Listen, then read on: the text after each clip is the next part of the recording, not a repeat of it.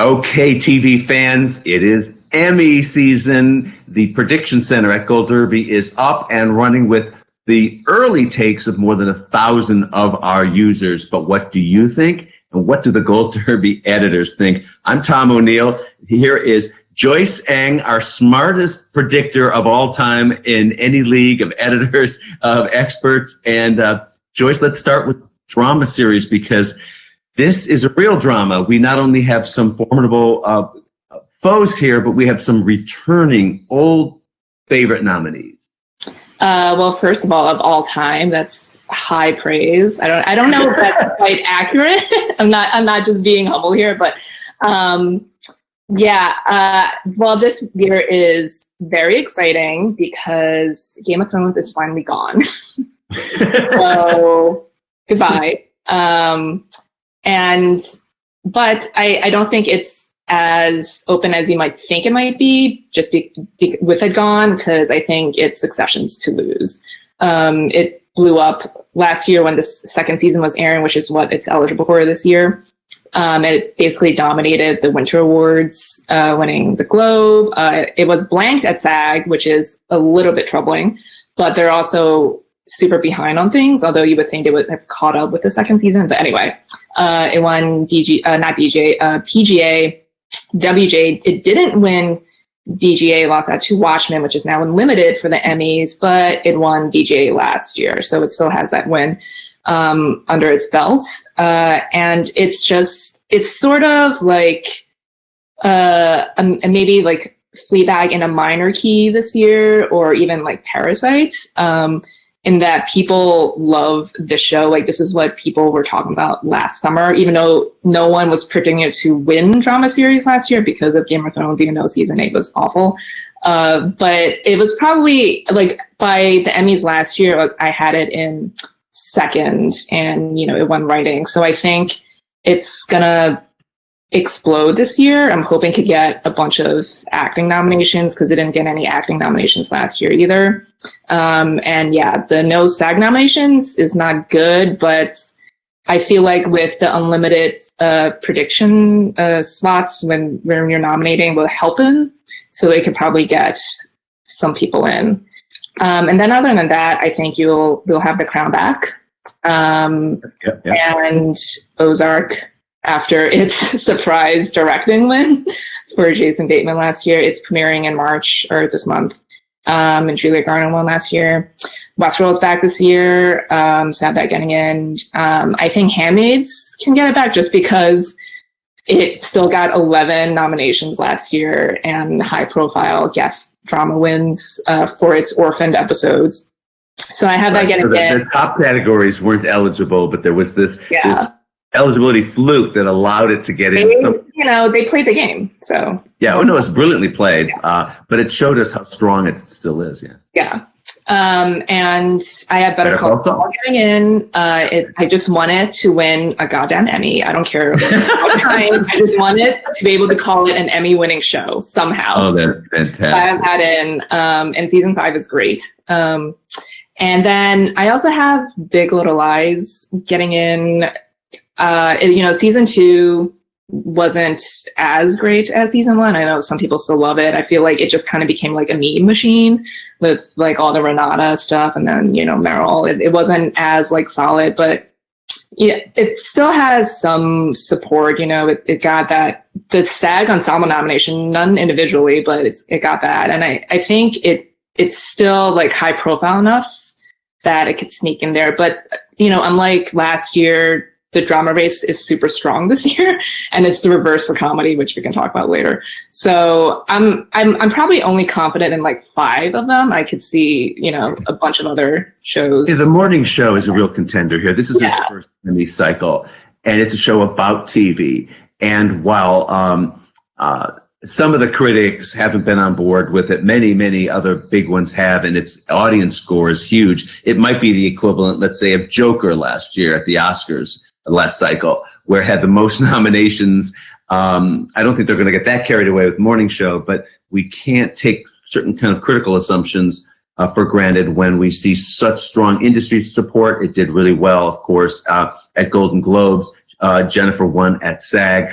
and now it's entering the Emmy cycle, and it's got an enormously sky-high audience score at like Rotten Tomatoes and IMDb, which often is reflected in industry support. So those are our top 8 at Gold Derby. But there's also like Stranger Things and, and Stranger Things is bad. Pose. Right. Yeah. So like there's like a lot of stuff that could get in. Pose is bad. That was the nominee last year.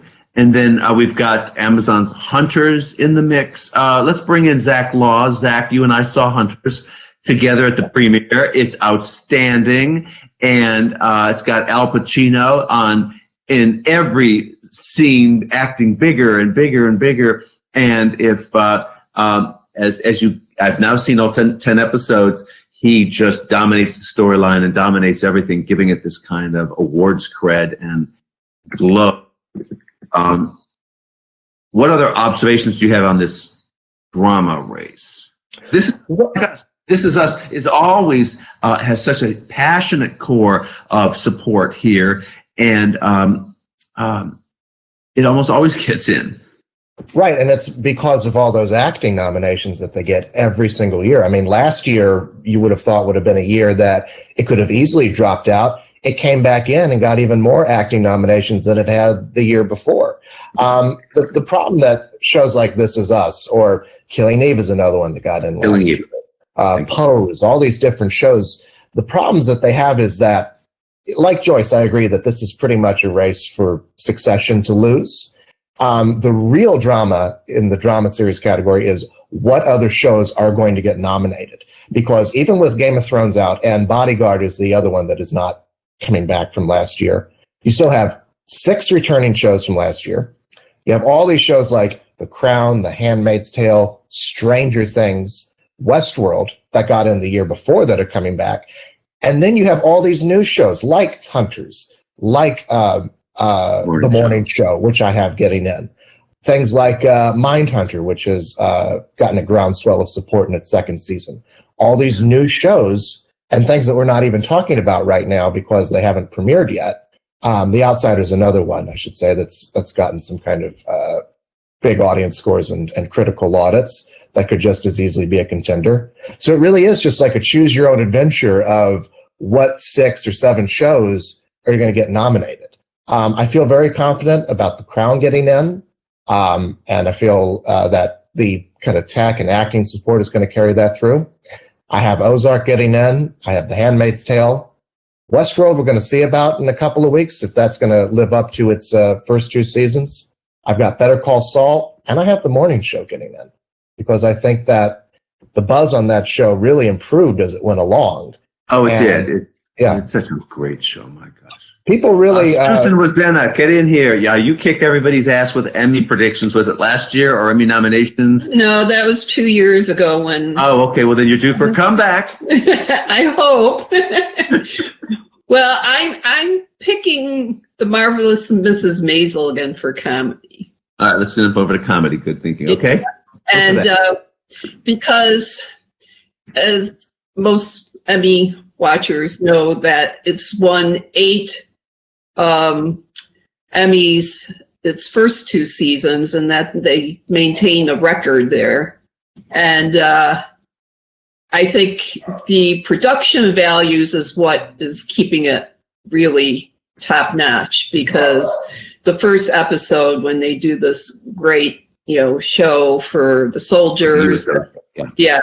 And it's just like, with this show, they pour so much money into it, and it shows in every episode. But it's almost like each episode is like a little movie unto itself. And I think, as good as the actors are, I think it's the below the line people that really, does it proud, and it stands out. But Curb Your Enthusiasm is back, and yeah. I'm not up on if it's ever won an Emmy or anything. No, but it hasn't. Yeah, and I don't know why wouldn't it have been? But he's so unlikable. That's the reason. Well, it's great, but the curmudgeonly stuff, it's like House didn't. Yeah. win top Emmys because it was the lead character was so grouchy. That's my theory. But on the other hand, of course, Curb always gets in, and when it's in its race, when it's eligible. Right. And I don't know, is Dead to Me coming back? Yes, it's in there.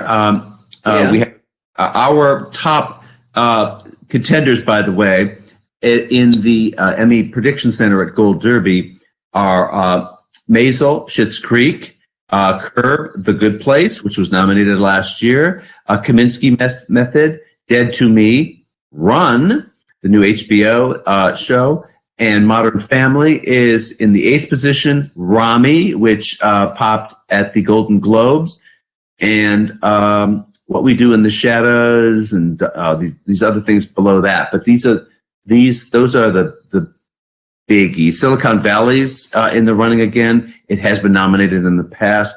Apple has Little America, which is in the race. The other two had a cool factor. I'm looking at my list here. Sorry to be rude. Yeah, it's all right. And Avenue 5, Dollface. Well, Dead to Me, I'm very fond of. And the two actresses are just terrific. And I think, I don't know, I have no idea, as far as I look at my Facebook page and stuff, at least the people I know were watching it and enjoying it. So, right. Let's jump back in here. Let's talk about acting for comedy. And the top contenders are for, in terms of Gold Derby predictions for actress, Rachel Brosnahan, Catherine O'Hara, Christina Applegate, Merritt Weaver, Emmy Darling, Kirsten Dunst for Becoming a God in Central Florida. She was, I believe, Golden Globe nominated, right? Awkwafina, Nora from Queens. Take it away. Give us your overview here on this category. I think Catherine O'Hara can win this for Schitt's Creek. I actually have both her and Eugene winning. I feel like, yes, it's literally their last chance because it's the final season of Schitt's Creek. But they're both legends, icons, and the final season is great. And, the show surprised us all last year when it broke through and got in. And I feel like this is just one of those cases of, people finally catching on to a show. It took them a while because, Schitt's Creek was on Netflix, so people finally watched and saw how great it was. And there's as of right now, there's no Fleabag yet that's just going to completely take over and charm the pants off everyone. So I think they can pull it off. And even though the show is technically old, it's it's ending, but this is it's still new to the Emmys. This would just be its second and final year it's competing. And it has the Fleabag factor. It's witty and it's cool. People are emotionally invested in it. It's got the rooting factor. It's got this evangelizing that is going on as we talk about for Parasite, Fleabag, Succession this season has it. Schitt's Creek has got the cool factor. Yeah, I actually have all 4 of the actors getting. I have Annie Murphy and Dan Levy getting in and supporting too. And then I have Rachel Brosnahan in second. She can easily just win again. We all know the only reason she didn't win last year was because of Fleabag and Phoebe Waller-Bridge. And even if Fleabag hadn't been around last year, maybe she would not have beaten Julie Louis-Dreyfus. I don't know if you can. I guess you could say that since Veep flopped last year, that Julia was not in second, and Maisel did well. But anyway, I think it would be hilarious if she doesn't win again, and she's the lead, and Alex Borstein and Tony Shalhoub keep winning because I have them winning supporting right now. And I have both Dead to Me leads getting in, Christina and Linda. Linda needs a lot more love just in general. Christina, she's great. She got all the praise and the nominations for season 1. So I'm hoping with the open slots this year, Linda can get in, still season 2 sight unseen. And I also have Merritt and Awkwafina getting in, but I could also see, their old staples coming back, like Lily Tomlin, Allison Janney, just, because like most of, everyone is gone from last year except for, Rachel and Christina, and Catherine. And so they have all these open slots, and they could just easily just fall back to old habits if they're not checking out these new shows.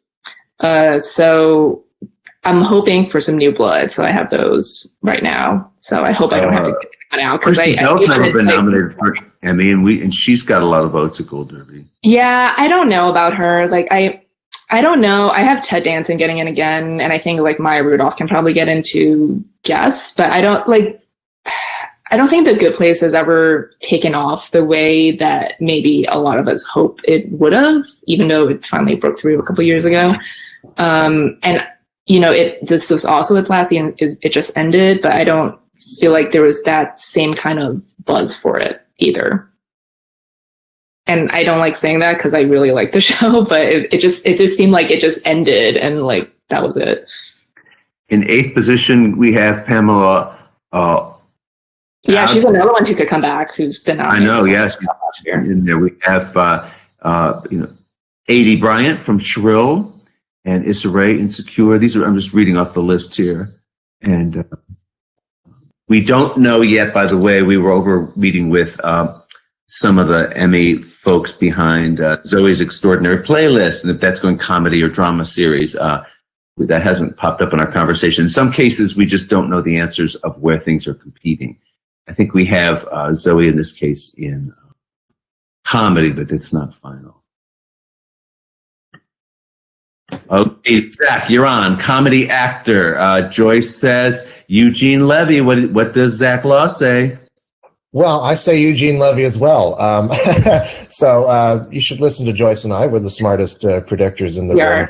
We both also called Parasite, so. We did, exactly. Wait, and I have Eugene too. And Susan is an expert as well, yes.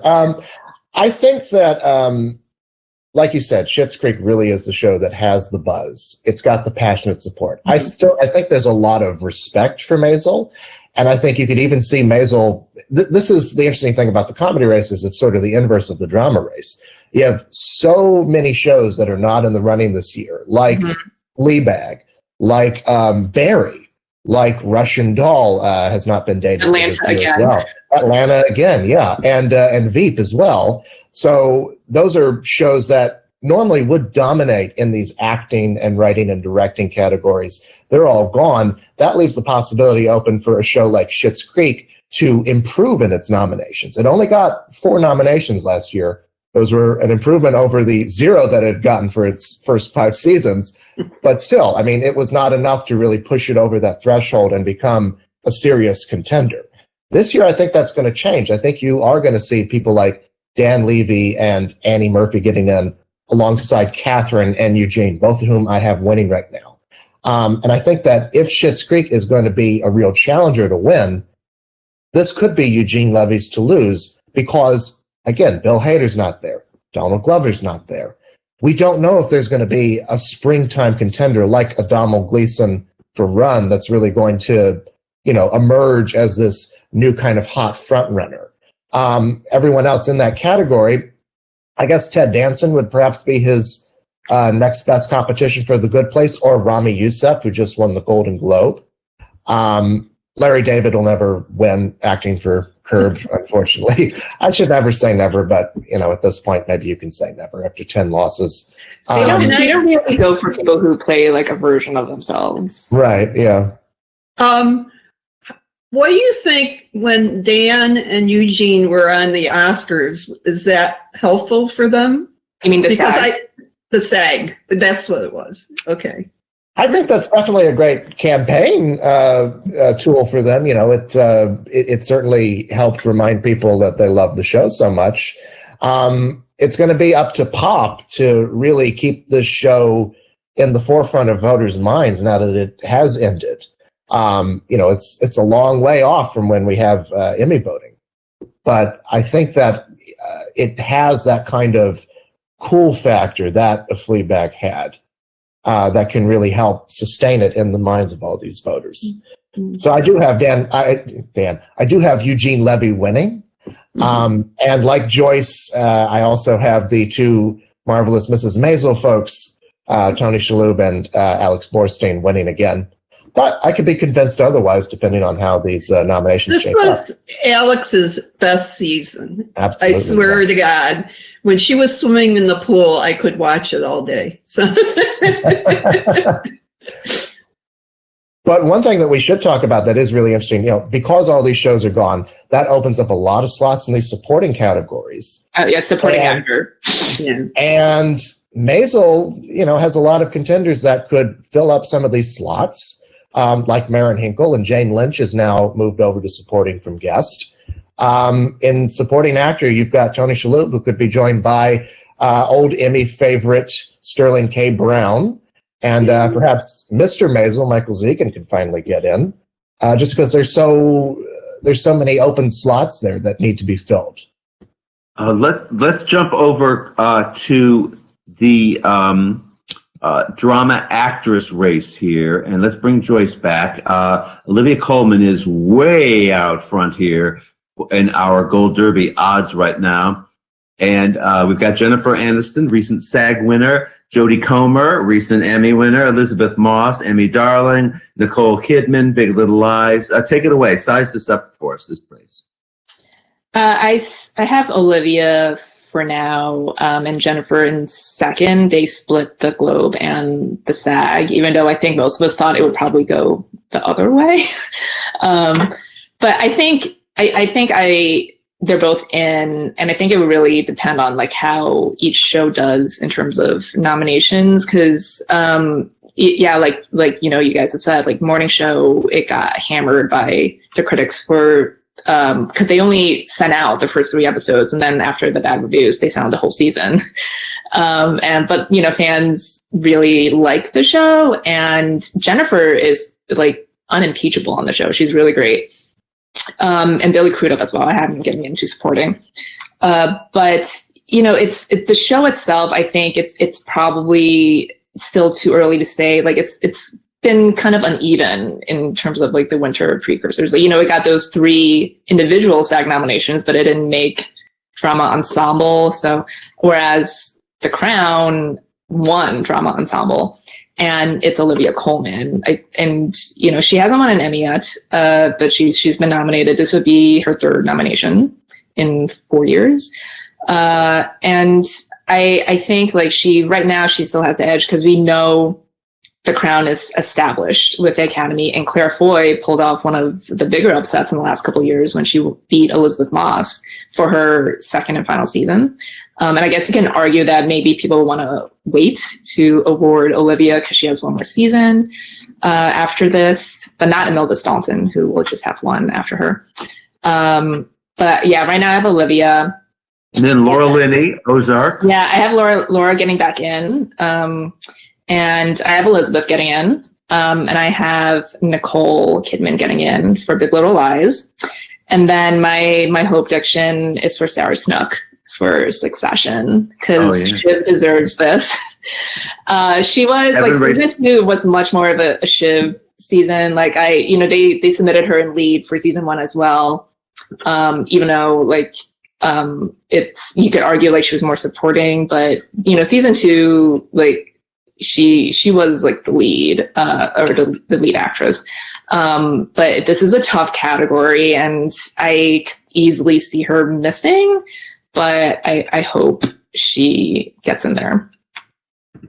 Let's jump down real quick to drama actor. Actor, I have both Brian Cox and Jeremy Strong getting in. You're just I am a Succession fan. I've said this for months. So anyone who's watched or listened to Emmys knows that. But Brian won the Globe, and Jeremy won Critics' Choice. They really I don't think they've been nominated against each other anywhere. So I think they can get in, and we've had Sterling and Milo get in the past couple of years together, so it's not like they're allergic to multiple nominations from the same show in this category like they were for 12 years before that.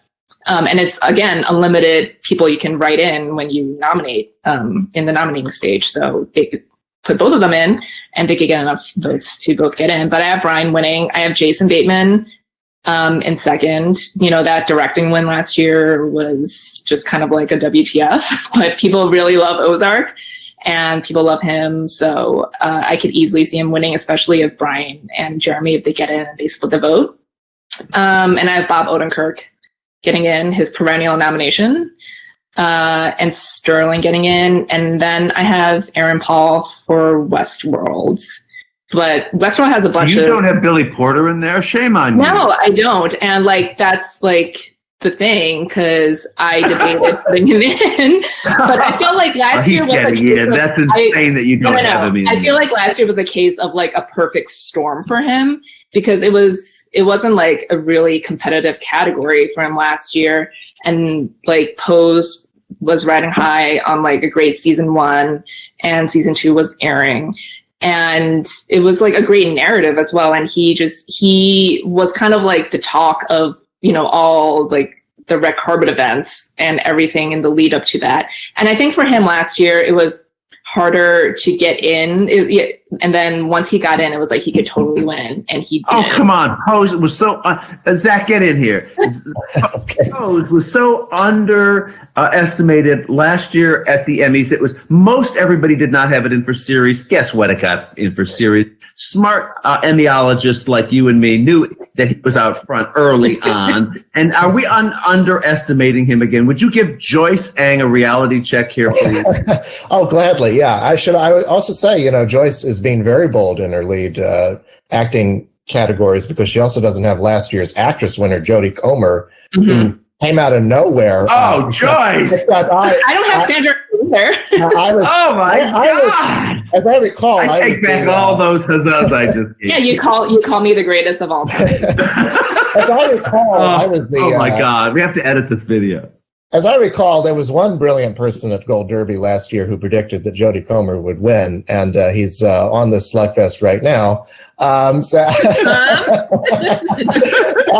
And he also predicted that Billy Porter was going to win. Early on, yeah, I had that. That was easy to see.